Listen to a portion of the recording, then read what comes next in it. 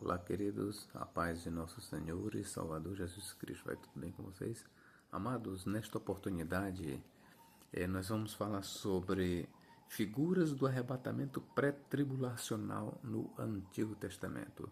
Será que nós podemos encontrar alguns exemplos, alguns acontecimentos que sirvam como uma figura profética de um arrebatamento pré-tribulacional nas páginas do Antigo Testamento?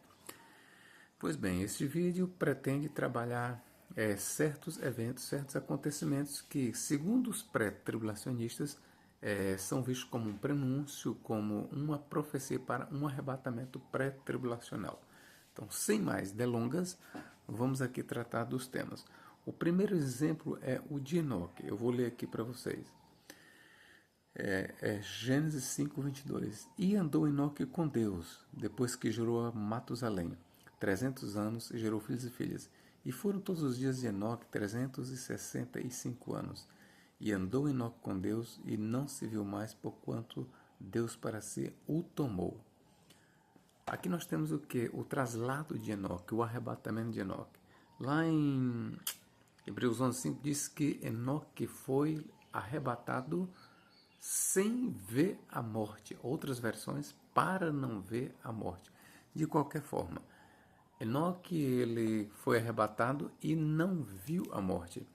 Bom, de acordo com os irmãos pré-tribulacionistas, eles dizem que o arrebatamento de Enoque tipifica, representa o arrebatamento da igreja antes da grande tribulação.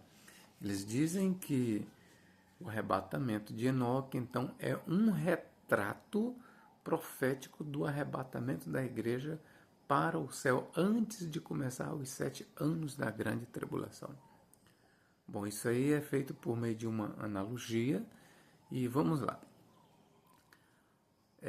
O relato de Gênesis realmente ele prova um arrebatamento pré-tribulacional? Não.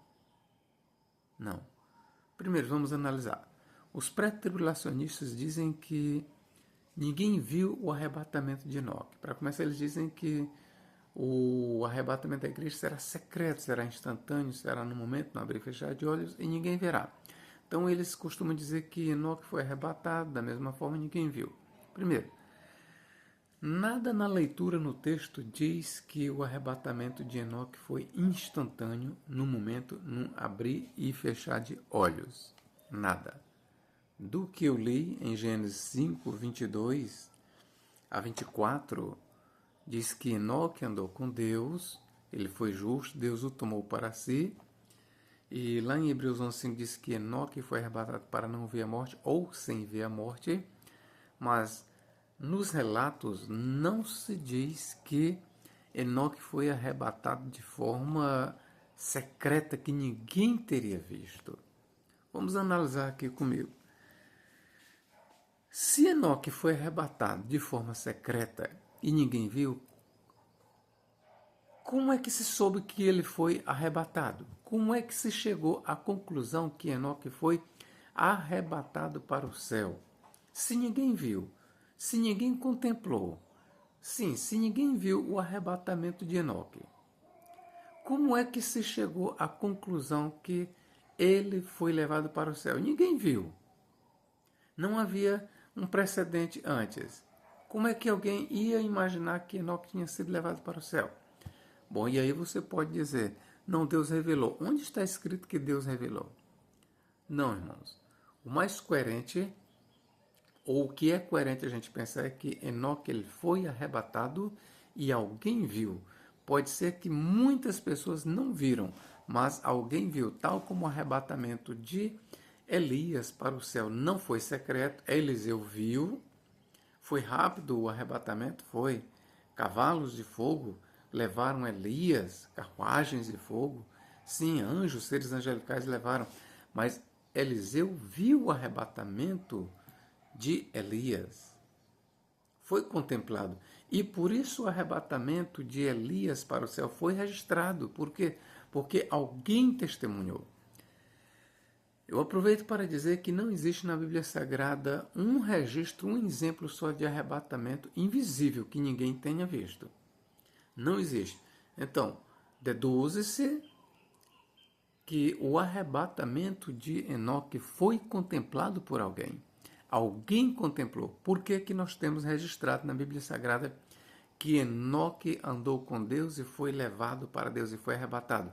Certamente alguém viu, pelo menos uma pessoa, tal como no caso de Elias, que foi visto por Eliseu, certamente pelo menos uma pessoa contemplou o arrebatamento de Enoque para o céu. Então, daqui a gente já derriba por terra esta falaciosa doutrina de um arrebatamento secreto. Não existe em toda a Bíblia Sagrada essa história, essa versão de arrebatamento secreto, quer se aplique à igreja, quer se aplique a Enoque. Outra coisa, Enoque foi arrebatado não para não passar pela grande tribulação.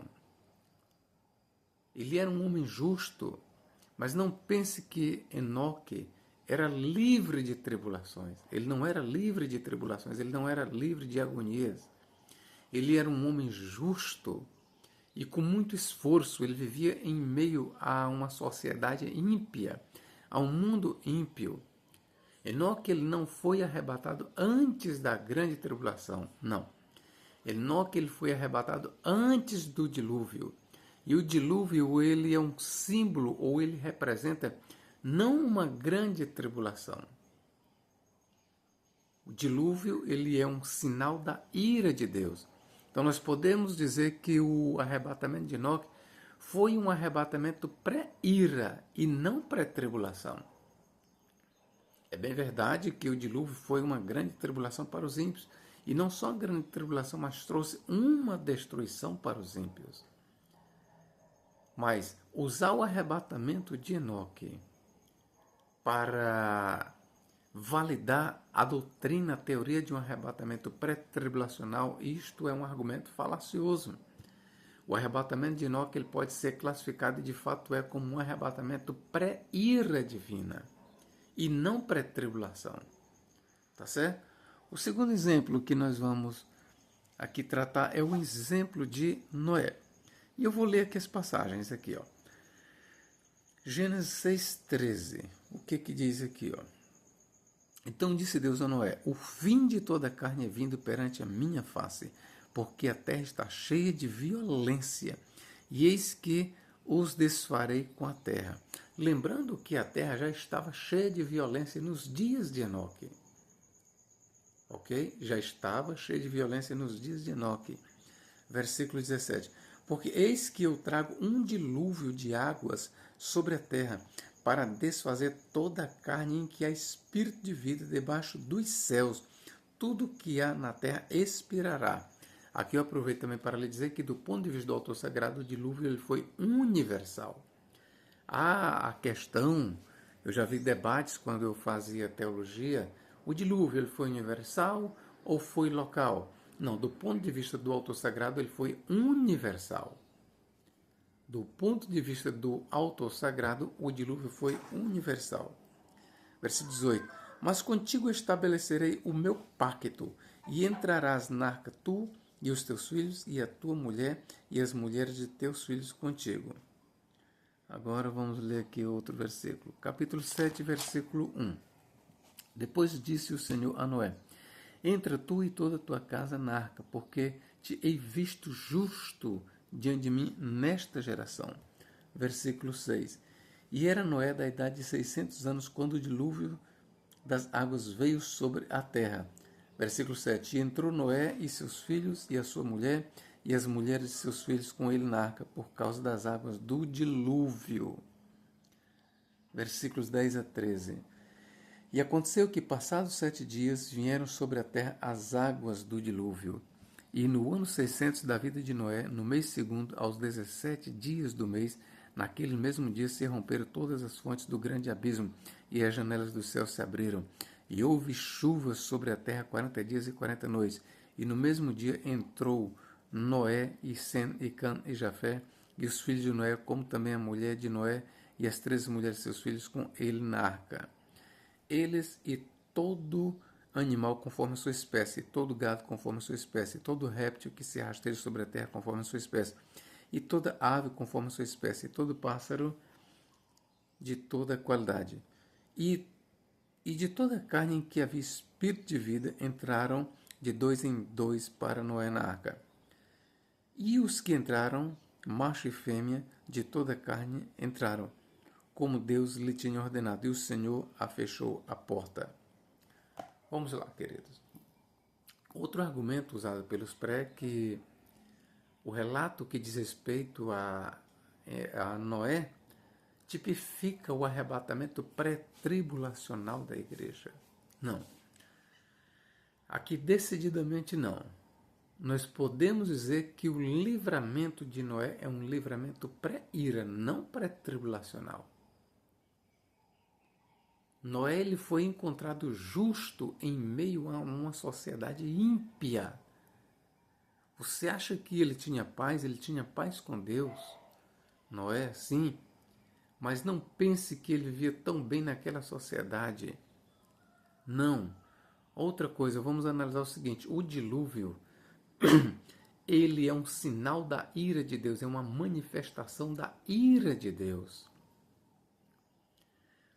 Então, o livramento que Noé e sua família receberam é um livramento pré-ira e não pré-tribulacional. Biblicamente falando, nós podemos sim dizer e assegurar que o livramento de Noé e sua família dentro da arca tipifica, ou melhor, é um livramento pré-ira. Pré-ira e não pré-tribulacional. Tá certo? Mas eu quero logo lhes dizer que o arrebatamento de Enoque, o livramento de Noé, nada tem a ver com o arrebatamento da igreja. Repito, o arrebatamento de Enoque e o livramento de Noé, a proteção que Deus deu a Noé e sua família dentro da arca, para que eles não perecessem com os ímpios no dilúvio, não tem a ver com o arrebatamento da igreja. Isso aí é uma criação dos pré-tribulacionistas, porque eles querem a todo custo, a toda força, encontrar respaldo bíblico para a sua doutrina, criada por John Nelson Darby em 1830, no século XIX, de que a igreja não passará pela grande tribulação. Então eles querem a todo custo, a toda força, encontrar respaldo bíblico para a teoria do arrebatamento pré-tribulacional. Mas, na verdade, não existe em toda a Bíblia Sagrada um só versículo e que dirá uma só narrativa, uma história que venha consubstanciar a teoria do arrebatamento pré-tribulacional. Tá certo? Então, o que nós lemos sobre Noé, o livramento que Noé recebeu foi um livramento, um guardar, uma proteção pré-ira. Porque o dilúvio, ele foi uma manifestação da ira de Deus. Repito, o dilúvio foi uma manifestação da ira de Deus. Eu já disse num vídeo anterior que a grande tribulação ela é caracterizada por duas iras. A ira do diabo, que se manifesta por meio do anticristo contra o povo de Deus, contra a igreja. Esta é a ira do diabo. E a ira de Deus, que se manifestará em forma de flagelos, juízos contra os ímpios. Então, o que está em foco no dilúvio não é uma ira do diabo, não é uma ira humana, é a ira de Deus sendo derramada sobre o mundo ímpio. Então, o dilúvio, ele é um sinal, ele é uma manifestação física da ira de Deus, veja bem, da ira de Deus contra os homens. Então, Noé ele foi guardado não da grande tribulação, mas da ira de Deus. A igreja ela será guardada não da grande tribulação promovida pelo anticristo. A igreja ela será guardada da ira de Deus. É isso que Paulo diz em Romanos 5,9, 1 Tessalonicenses 1,10 e 1 Tessalonicenses 5,9. Deus não nos destinou para a ira. Deus nos guardará da ira futura. Então, a promessa para a igreja é ser guardada da ira de Deus e não da tribulação promovida pelo anticristo. O Apocalipse, o livro do Apocalipse, não ensina que a igreja escapará da ira do diabo, não ensina que a igreja escapará da ira do anticristo. Ensina sim que a igreja escapará, será totalmente isenta da ira de Deus, que será manifestada em forma de flagelos e todas aquelas coisas terríveis descritas no livro do Apocalipse. Então, assim como Noé foi guardado da ira de Deus, manifestada em dilúvio, assim a igreja será guardada da ira de Deus na forma de flagelos. Ok, queridos? O outro exemplo que nós temos é o de Ló. Vamos lá. Eu vou fazer a primeira leitura, ok? Gênesis 19:13. O que diz aqui? Gênesis 19:13.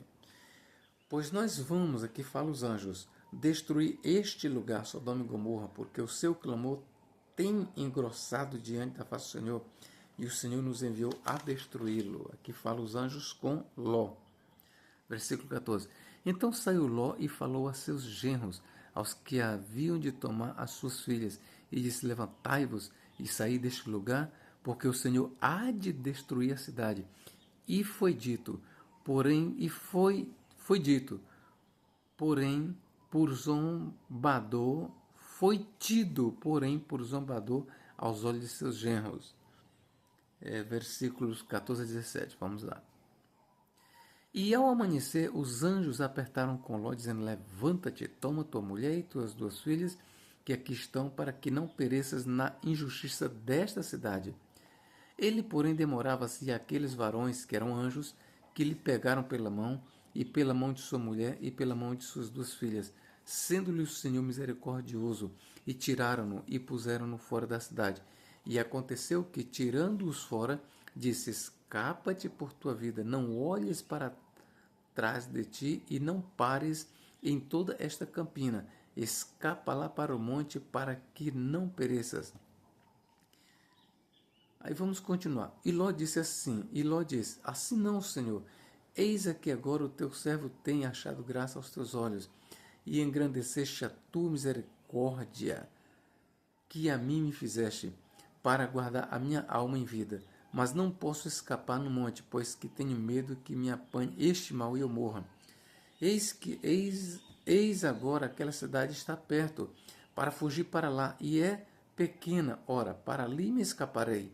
Não é pequena, para que minha alma viva? E disse: eis aqui tenho-te aceitado também neste negócio, para não derribar esta cidade de que te falaste. Apressa-te e escapa-te para ali, porque nada poderei fazer enquanto não tiveres ali chegado. Por isso se chamou o nome da cidade Zoar. Versículos 28 e 30. E aconteceu que, destruindo Deus as cidades da campina, Deus se lembrou de Abraão e tirou Ló do meio da destruição, e derribando aquelas cidades em que Ló habitara. E subiu Ló de Zoar e habitou no monte, e suas duas filhas com ele, porque temiam habitar em Zoar, e habitaram numa caverna, ele e suas duas filhas. Então aqui, queridos, nós temos aqui o livramento dado a Ló da parte de Deus. O livramento de Ló é outro exemplo usado pelos para dizer que representa o arrebatamento pré-tribulacional. Não.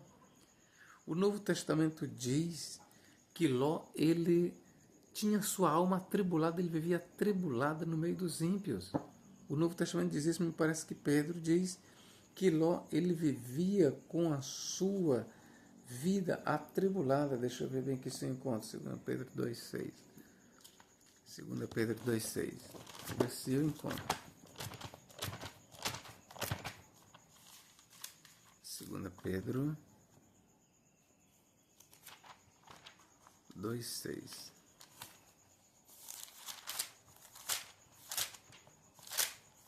ver se eu encontro. Se eu não encontrar, vamos aqui.